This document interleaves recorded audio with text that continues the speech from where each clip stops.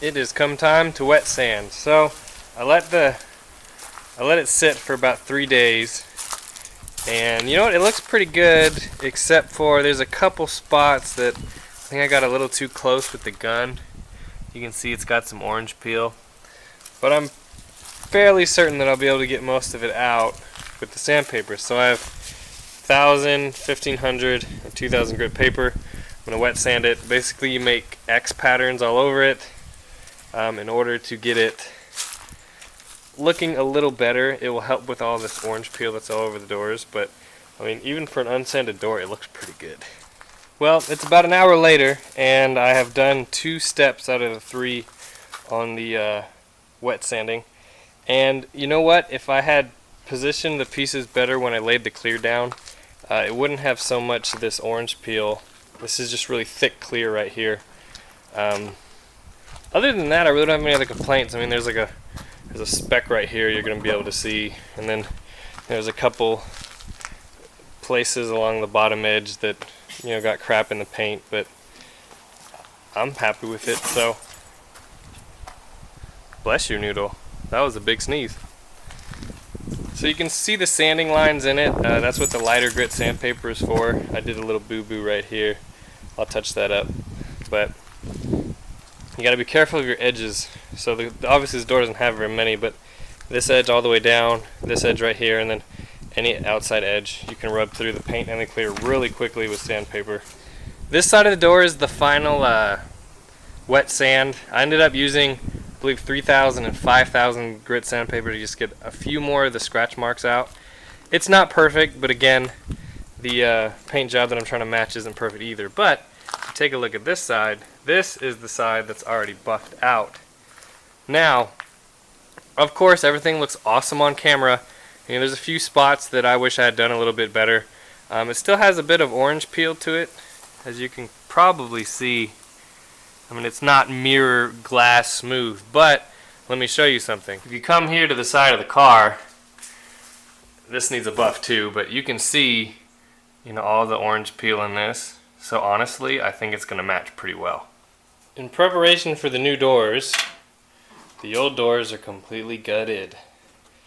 Interesting thing, of course, I found more Bubba than I knew what to do with. Anyway, the Bubba was holding the adjuster for the mirror in the door, of course, but the worst was there's a rod that goes from here to here that runs on the lock. Check this thing out. So instead of getting a new rod, which would have cost like $5, look at that, they like booger welded it to a bolt. I mean, I guess it worked. I don't know. Bunch of new parts on the door. I'm happy that it's a crank window door because it just makes it that much easier to remove the window. So I got all this stuff out in maybe half hour. Not too bad. So I kicked my Corvette out, and I have this Corvette sitting kind of weird in the garage. The garage is a lot bigger when there's just one Corvette in it.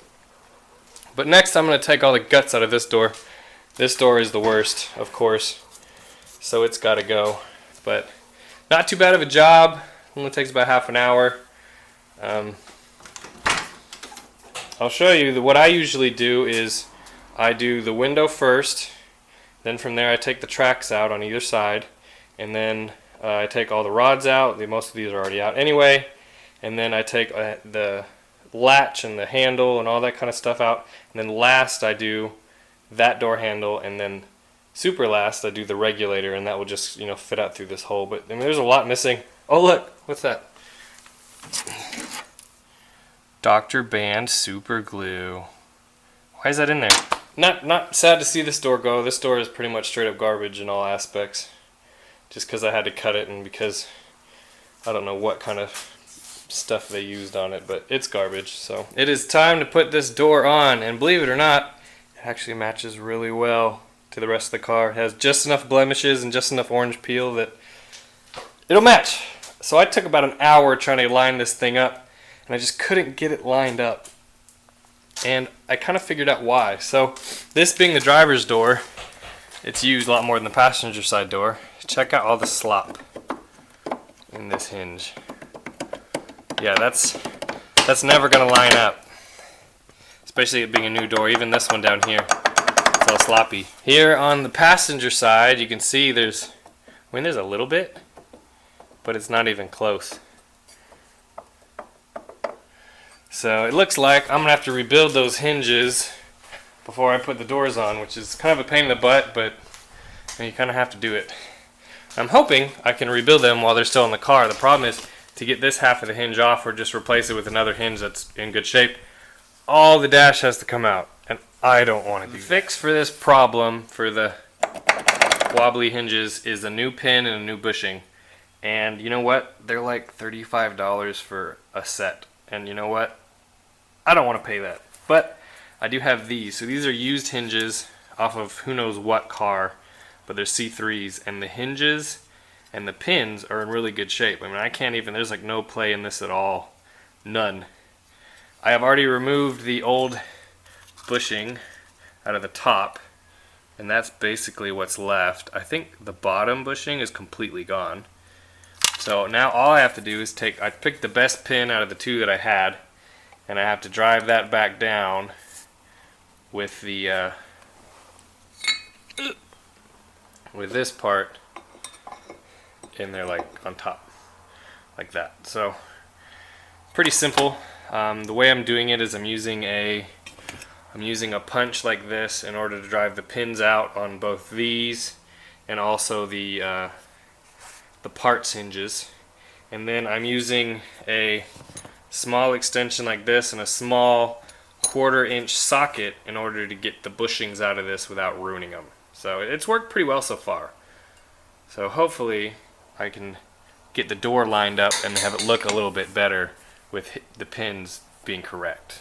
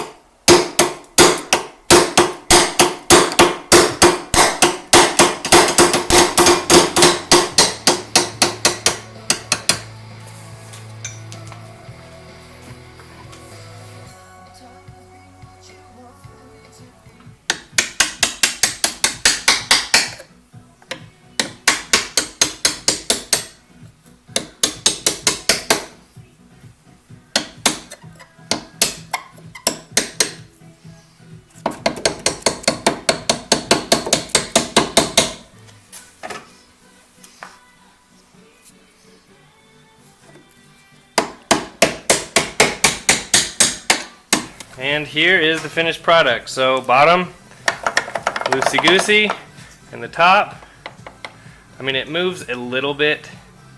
Let me show you the play. This is all the play it has, which is honestly nothing compared to what it was. So I'm gonna do the one on the bottom, and then we can put the door on.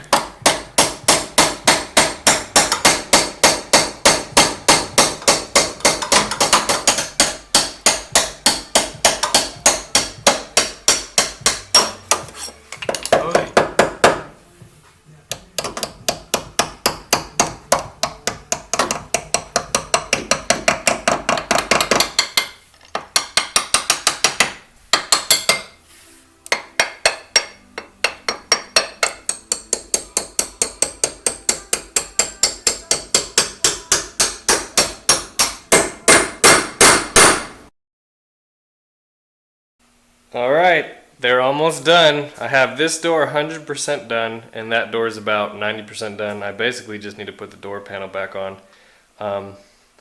But this is my favorite part about it. You ready? Nice! So the body gaps are good enough. They kind of lined up really, really well the first time around. I also, if you notice, the mirrors are a little bit different.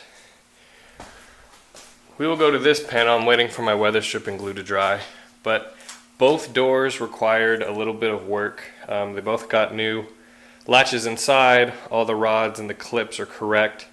I reused the door locks. I did put new door handles on both sides because New always looks better. Lubed up all the tracks, installed the regulators, got that working right, made sure that the handles on the inside and the outside both work, and that the doors shut like they're supposed to.